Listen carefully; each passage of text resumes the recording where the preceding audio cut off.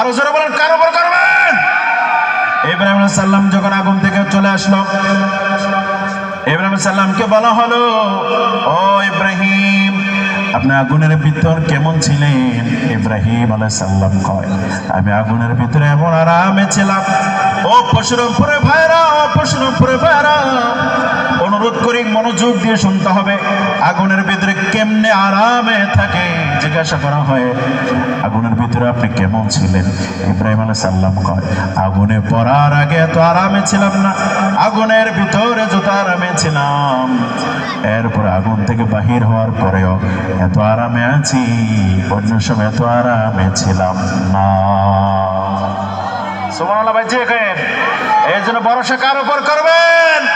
পৃথিবীর কারো উপর আমরা ভরসা করবো না। আমরা আমাদের বাবা ইব্রাহিম আলাইহিস সালাম থেকে শিখেছি, প্রয়োজনে জীবন যাবে, ফাঁসির কাষ্টে জ্বলবো, বাতিলের সামনে মাথা নত করবো না। ঠিক না বেঠিক?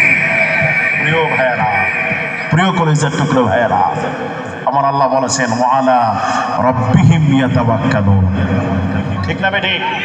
ভরসা কার উপর করবেন? রাজি আছেন তো ইনশাআল্লাহ? যারা আল্লাহর উপর ভরসা করে আগুন তাদেরকে স্পর্শ করে প্রমাণ পাইছেন তো ইনশাআল্লাহ?